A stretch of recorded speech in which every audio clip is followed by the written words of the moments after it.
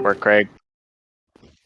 Welcome to Fiery Discourse, your podcast for media featuring dragonesses, female dinosaurs, and other similar saurians and scalies.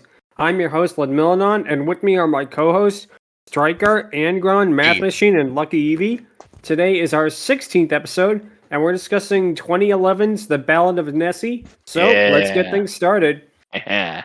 So this was one of, if not the last Disney shorts that they would do with actually fully traditional 2D animation, from what I've heard. Until Burrow came along with Disney Plus, but Yeah, exactly, we don't really talk about Disney Plus. But anyways, exactly. This really is such a charming and sweet little short.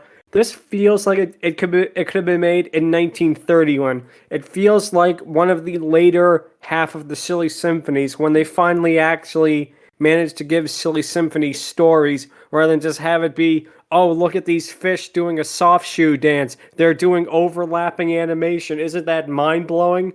So it also feels a lot like a section in one of the package films.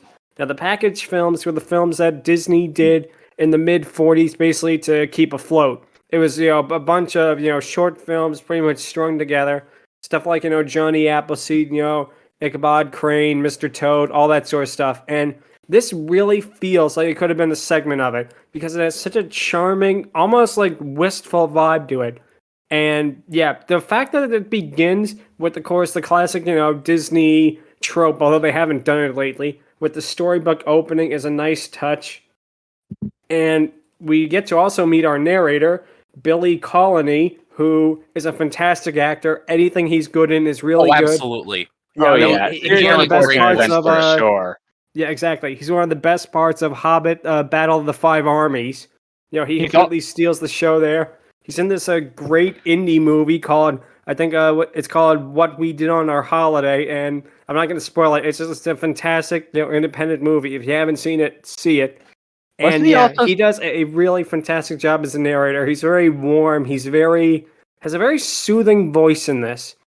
Wasn't he also Scrooge McDuck, like the OG Scrooge McDuck? No, that was Alan Young, believe it or not. Aw. Okay. Yeah. Well, anyways, I also really enjoyed his performance in A Series of Unfortunate Events, the movie. He and Jim Carrey really did really great in that movie. Oh my goodness, honestly, that movie was perfect. That's still one of my favorites from childhood. Best Reptile Room, hands down. Change my mind, you can't. But yeah. We start off with the short, and basically it starts with the narration, and of course there's a flashback, and there's the little sight gag that I really love with Nessie's plesiosaur design, the one that is, from the surgeon's photograph, and even from stuff like other media, like, Freddie as an FR07, and basically some of the other Loch Ness monster-related material we're going to talk about later in the future. This has a nice twist on that because that turns out to be her tail, and she has more of a almost reluctant dragon type of design. More streamlined, thinner version, but it still definitely feels kind of like one of the old designs, basically. Yeah. And she is absolutely adorable. She's definitely one of the cutest interpretations of like a dragoness ever. One of my favorites. Definitely. Absolutely. I mean, everything from like the hair, the little snout, which would look probably weird on other dragonesses, but for this design and for the art style they went for, it really, really does work. It's definitely a sea-based.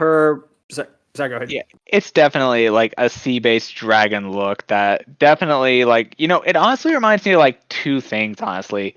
First, like seahorses, like the sea dragon and whatnot, and also the that turtle with the weird snout. You know what I mean? Yeah, no, I get it. But yeah, like I say, she really just looks adorable. And they even gave her like, rosy cheeks to really, really sell that image. And it works perfectly.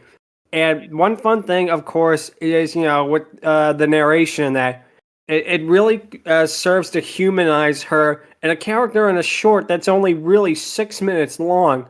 She is more fleshed out than a lot of protagonists in a lot of other movies that I've seen, And it really showcases how well done, I think, like the Disney Shorts department were doing things, even as far back as, I cannot believe this, 12 years ago already, but time flies. But yeah, her relationship, of course, with her little rubber duck is very cute, and she has an innocence to her. I think that's one of the reasons why she's one of the more popular Dragonesses and really one of the more popular, I think, Disney short characters, I feel. I feel like she's up there with like the basically trying to think about the Disney short case, like the Three Little Pigs, or like, something like that, because of her innocence, because of the way her characterization is done. And the part when basically the Nessie being confronted with the car and the mini golf building, it really also showcases how they do, or at least did back then, such amazing character animation.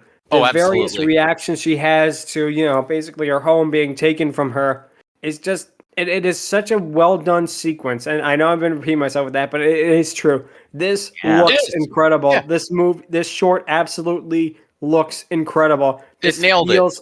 Yeah, this really does, like I say, feel like something like the OG Disney would have done, Yeah, absolutely.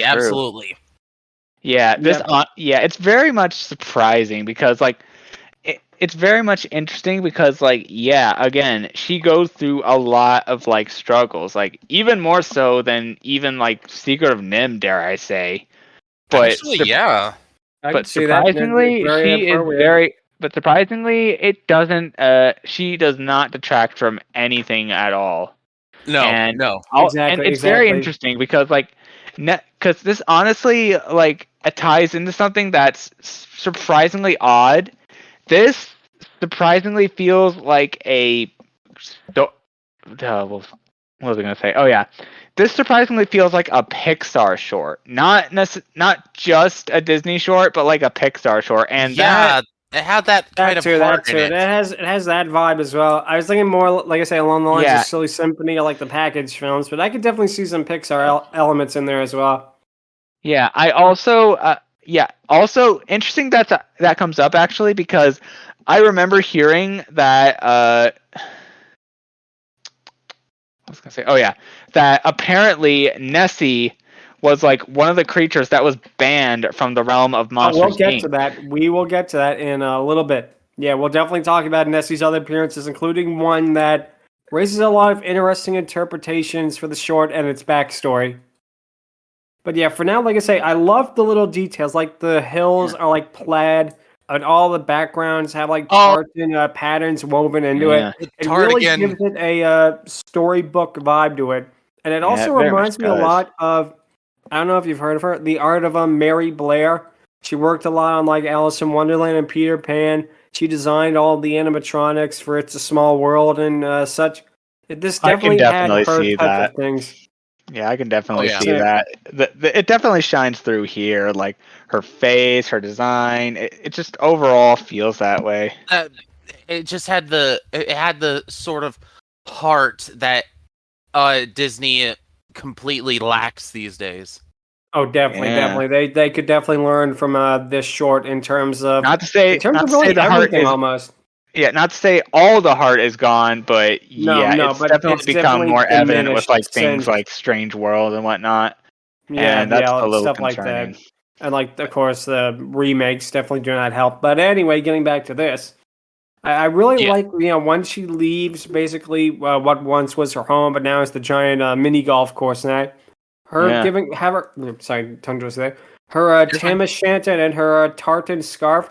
It actually almost completes her design. It gives her a almost kind of human element that actually really works well for the character.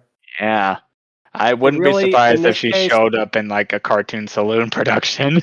Oh my goodness, yes. Exactly. That would have been amazing. That they definitely could do a lot with this because just the backstory behind her alone could almost be like a spin-off or like a feature film. And sadly, we have gotten like only really cameos of Nessie and other things. Disney has never thought to do anything with her, and it's a shame because she has a lot of potential for like a spin-off series or like even a movie basically, because it just goes to show the character is so well done that you feel like you really want to see more out of something from like a 6-minute short. Is more compelling, is more gripping than something like Angron said, something like Strange World.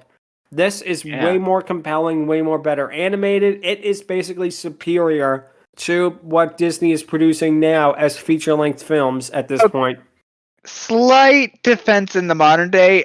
I actually enjoyed Burrow. Burrow is another one of those shorts that definitely had a lot of heart, had a lot of like passion put into it.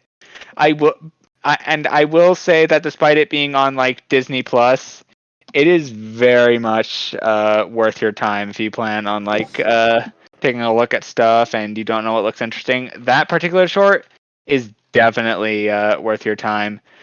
But yeah, I will admit that a few other things, however, a good majority of them have not been, as passionate as the Ballad of Nessie or Burrow, because Oh, hell yeah. yeah. Exactly. Then again, though, we also have the Blue Umbrella, which is also Oh, very that's nice. beautiful. That is probably one of the, and my personal favorite, and it's one of my family's favorite is La Luna. That is so beautiful. That's almost tearjerker worthy. Yeah. That is another fantastic short, and it's from around the same time as this when you get down to it. That But is yeah, true. the little montage. Getting back to the short now. Sorry, we're going on so many You're tangents fine. here, You're fine. You're all good, But yeah, the montage of Nessie trying out very different places to live, like for example, she tries a field with sheep, she tries like a pig pen and stuff like that. It's very funny, That's but kinda it also adorable. it humanizes her and her like desperation and her attempts in that. Yes, it did. Yeah, it Exactly. very much You really did. feel how desperate things get when she puts her head in like a goldfish bowl and stuff like that. And cute little side note, I believe the goldfish either is or looks almost exactly like Cleo from Pinocchio. Back when Disney had only one version of Pinocchio that was good, rather than whatever they have True. now. Exactly. Yes. But yeah, her First there's one, facial then there's two. expressions. Exactly. Her facial expressions are just so well done, and you really feel basically her heartbreak and what she suffers throughout basically the story. And it's a very simplistic story, granted, but it's one that I feel really does work on so many different levels. That is very much true. Yep. So yeah, Nessie basically she's at her breaking point. She's by basically the broken battlements of that castle, and she loses the last piece of the flower from basically her original lake. And that basically was the final breaking point for Nessie. She just, completely loses it, and she starts just basically weeping. And it is cathartic and also really the emotional centerpiece of the short. Now, the thing that's interesting is there is nobody credited for who voices Nessie. It's not Frank Welker, despite contrary belief, because I looked, and I couldn't find any credit for him on this. And there's no credit really for anybody with the short. So whoever did Nessie's vocals during this part is currently unknown. But yeah, the message of this short is also very similar. And I have to wonder if, in some way, Pixar was watching this subconsciously. It very much reminds me of Inside Out, especially with the message. Kind of. Yeah, it does remind me a little bit of that, actually. Yeah, because it basically has, the overall message of, sometimes sadness is something necessary. It's something that is, needed in our lives to move forward and such. It is basically the same message as Inside Out. So were Pixar really watching this to get an inspiration for that? Or was it something that happened through osmosis? This is something funny to think about. Yeah. It's honestly a very compelling moral. Like, sometimes bottling up emotions and trying to stick through it despite this, it can sometimes wear you down a bit, which honestly, I'm very surprised. I am very, very much surprised that the Ghost and Molly McGee was able to do something like that. Because, like, there's this one episode where Molly is trying to, like, get an artist for, like, the town's band shell, like a place where... what was I gonna say? Oh, right. I was going to say that they're trying to get a thing called the band shell, like, back in business, so that people could be brought closer together and like the town could be a lot less miserable than it is. And Molly plans things out. She like makes an effort to try and like get this thing, and it really worked. And it really like honestly shows how much Molly is really trying to like get things like more I better in that understand what town. you're saying. Basically, it's Yeah, trying and to also, show with them the same message with emotional. I understand yeah, completely where you're coming from with that. but unfortunately, it don't work, and she don't get it back. She does not. She does not get the thing, and it's ultimately. Honestly, very human that like the possible happy-go-lucky annoying character isn't. Yeah. Exactly. And It's especially when something it comes to that that sort of thing. It again, and honestly, it's a very nice moral to have, even though like the ghost character Scratch pretty much comes through in the end, and that's really nice as well. It made those 2 episodes very fun, but yeah, that moment for Molly being like actually like realistic and whatnot. Oh man, that was something you don't really see that much, other than like Owl exactly, House and whatnot. exactly, and basically the scene with the tears, and of course with the Colony's narration and the way it's done, it definitely reminds me a lot of the beginning of Fantasia, the opening segment to it.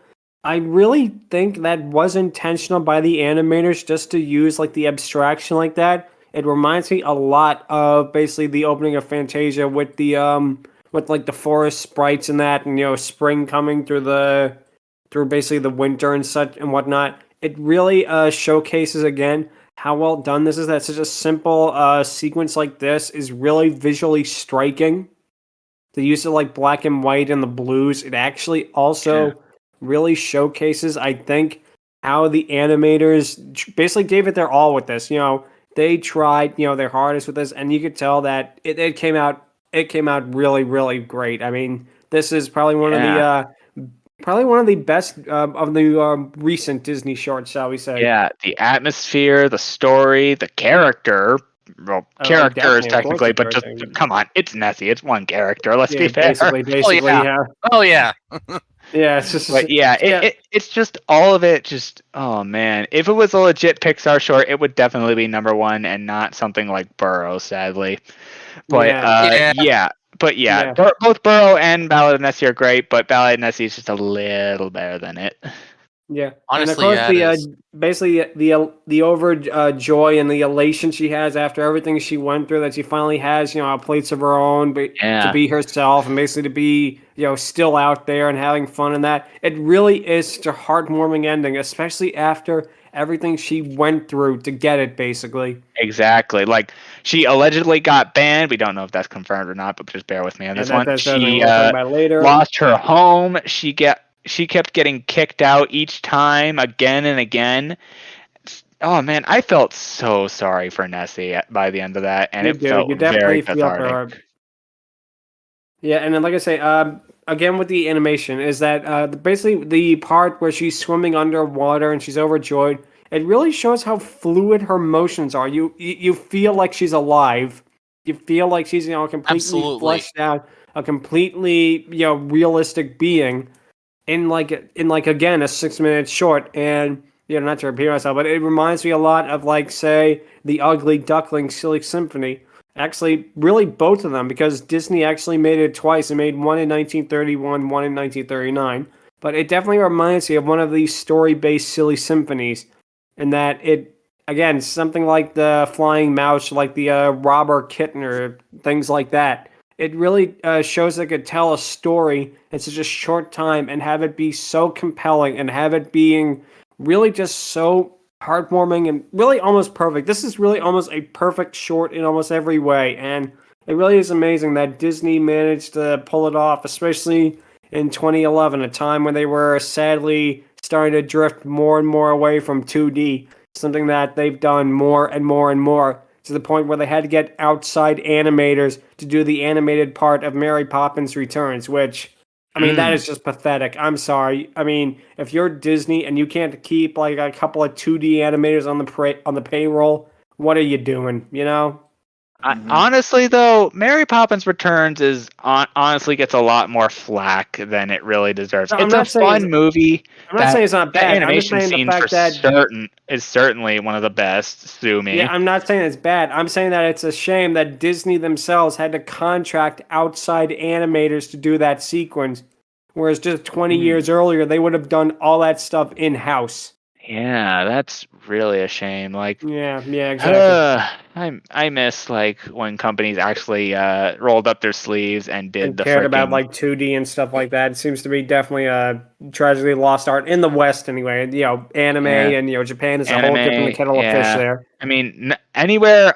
I mean, you get Japan, but you also get like rare little tidbits on YouTube. Otherwise, yeah, 2D for the most part feels like it's slowly becoming something that's And it's a shame. forgotten. It Which really is honestly, such a which shame. to be fair, stuff like freaking Star Wars Visions has definitely kept it alive, and other shows on Disney Channel are certainly doing their best. Also, Bluey.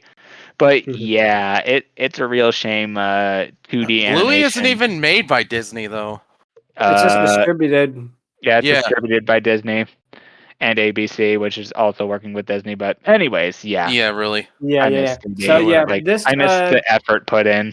exactly. Yeah, So yeah, indeed. this was a Disney movie set in Scotland, and this was probably would have, and this predated Brave by a year. And Yeah, Brave probably would have been better if Nessie showed up in it, but alack and alas, we did not get that. So this unfortunately. short was. It Yeah, that's also probably would have unfortunate. made a better companion piece with Brave than what it actually was released with, which was 2011's Winnie the Pooh movie. Now that's a really sweet movie, a really nice movie, and it definitely has its moments. And this short, I can definitely see it tying in with like the younger audience of Winnie the Pooh. There was one little issue. What? Nobody went to see the 2011 Winnie the Pooh because I went to see Disney Winnie in the their Pooh. yeah, no, I'm saying the majority of audiences did not That because is. Disney, in their infinite wisdom, decided to put it up against at the box office same day the last Harry Potter movie, Harry Potter and the Deathly Hallows Oh Part Two. no. So yeah, it had no chance. They practically might as No well have way in thrown it to hell. the wolves. I mean, it had no chance of breaking even with that kind of competition. And it's a shame because it really is a cute movie. And I have heard theories on the internet. Now, I'm not the one putting this forward. I've just, read this on, like Reddit and some other websites that Disney may have intentionally done this as an excuse to try and step away from 2D animation. Because if you notice, Princess and the Frog was something they tried really hard with. They put all their heart and effort, and it Yeah. got beat by Avatar, which granted everybody got beat by Avatar, but it got beat by the family market. Why? Of all movies, I'm not making this up. Alvin and the Chipmunks, The Squeakquel, which that is pathetic. That No. is absolutely Damn. that is like what is wrong with audiences when stupid CGI rapping rodents outbeats a genuinely heartfelt extremely well done Disney musical. So I Yeah, feel like and one with after freaking that Louie in debacle, it. By yeah, I felt like Lord, they after robbed that Louie. debacle, Disney's heart wasn't really in 2D anymore, especially after something like that. That was meant to be like their big comeback to 2D, big comeback to like lavish anime musicals, which granted they still do with like Frozen and Tangled, but it's different compared to like say the Disney Renaissance.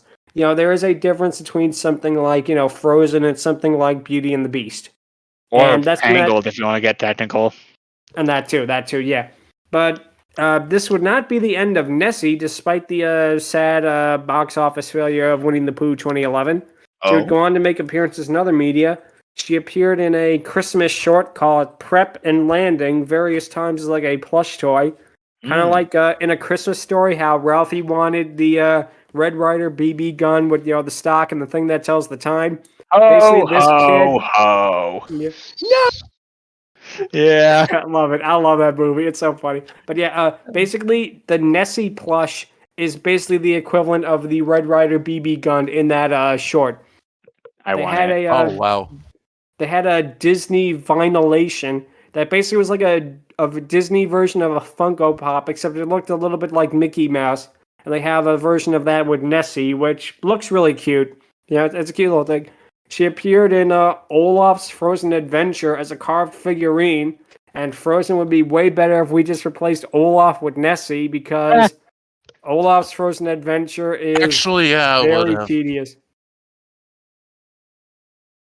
It's a very, very tedious Christmas time short. Yeah. I'll bet. But yeah, her biggest cameo, and the one that we alluded to earlier, was one that she appeared at in Monsters at Work, which is a Monsters Inc. TV spinoff, which I've seen clips of, and it seems like it could work. The concept, the animation it looks good. flow Pixar's doing it, yeah, and it does seem like it could definitely work. It's just something holding it back to me. I don't know. I love how they had Mike Wazowski as a rival, and their big thought for what Mike Wazowski's rival should look like is, let's just take Mike but make him blue. Like that's real creative right there. Yeah, really. Does he have the one eye though? Exactly, yeah.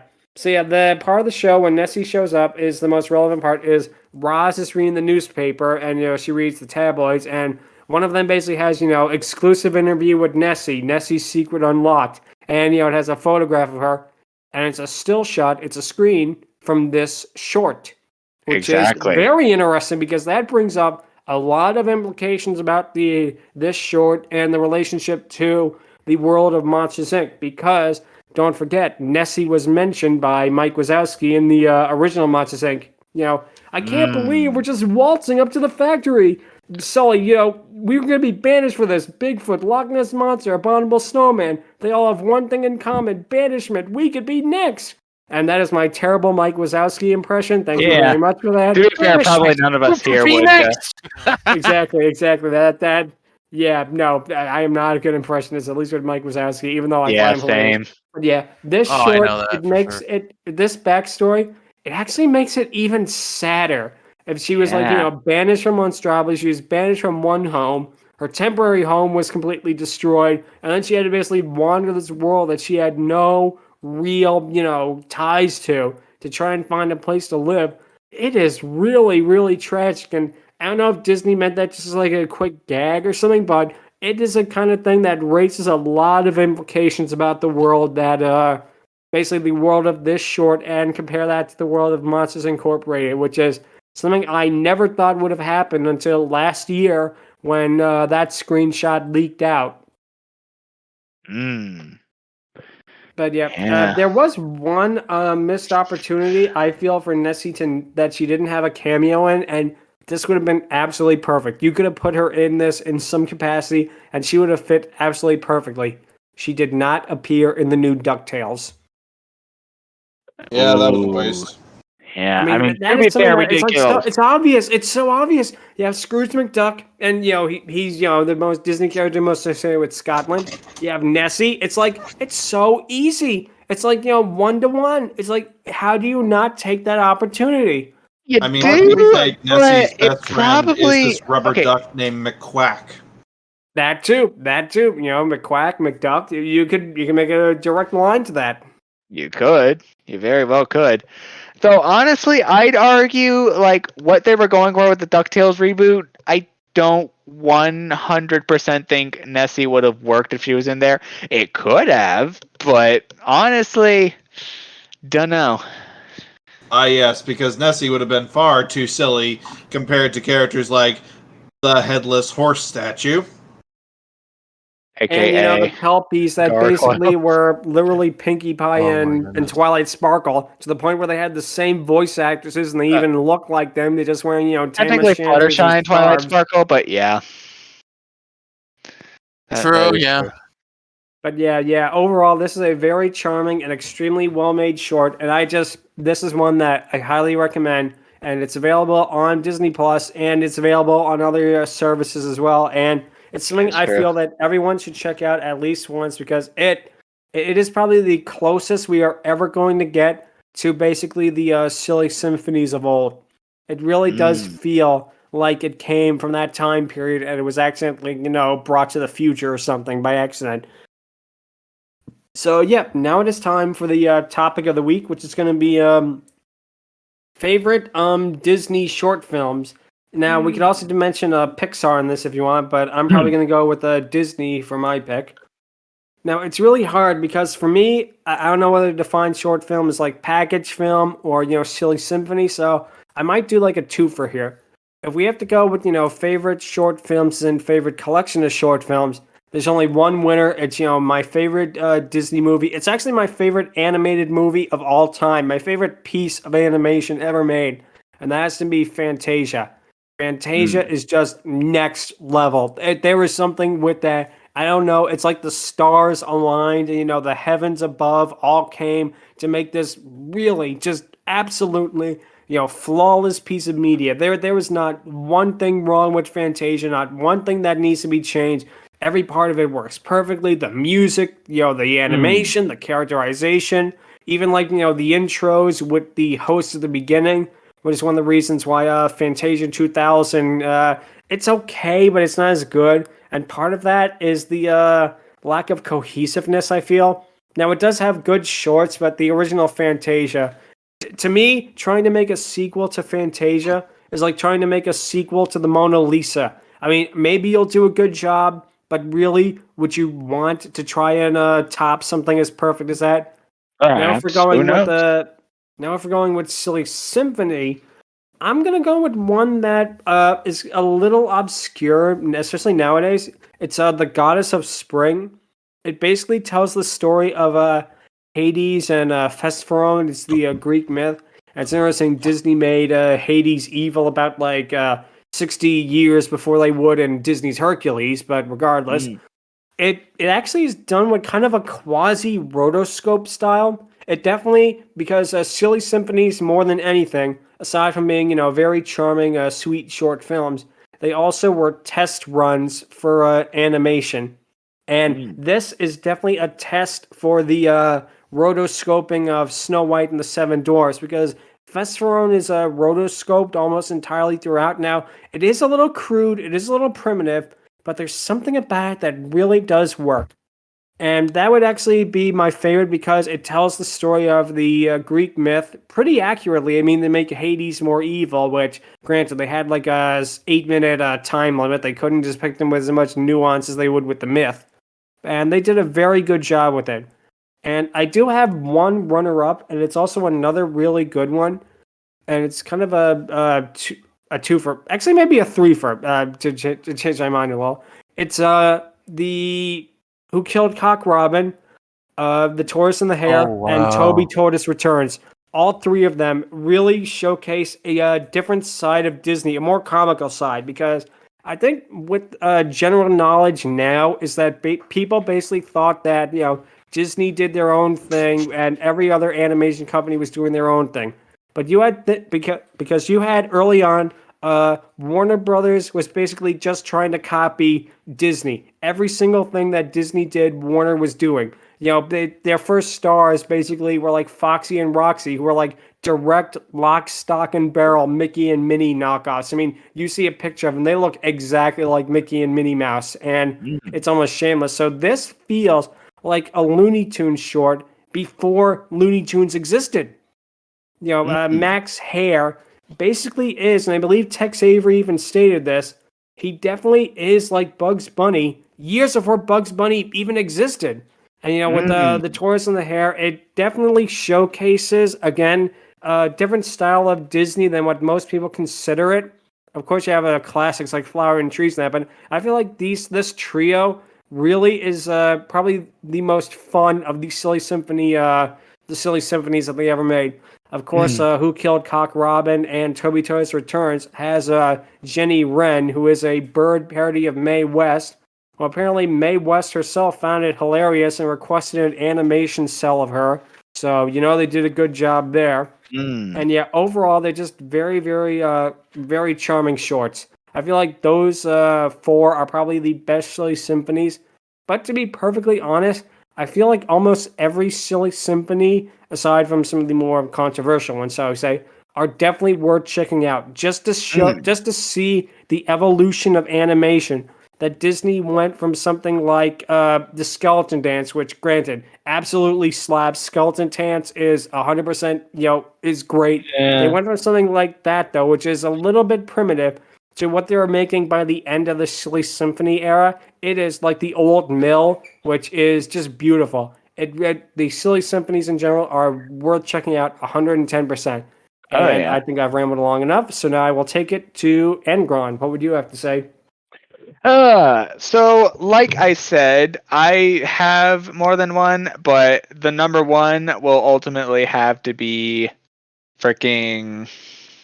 Let me think here. Oh yeah, the Ballad of Nessie, pretty much. Like, again, I really love Burrow. Burrow is honestly my second favorite, and honestly my favorite Pixar short for the most part. But yeah, like Burrow's fun. It's charming. It's got cute little animals to design. Feels like also something out of a storybook and whatnot. But come on, I feel more sorry for Nessie. Cause like this short again did so much to really win me over with this. Like it had a really good character, an amazing story, and it just honestly like I mean Fantasia's pretty great, but like even for that, I really enjoy this more than I do freaking a lot of other shorts. Though that's not to discredit the shorts where it matters, cause like yeah, I love them a lot, but and Burrow is certainly up there, but it's Ballad of Nessie hands down. All right, Mathmachine. My favorite short and Ballad of Nessie absolutely reminded me of this, and that's why I really like this short.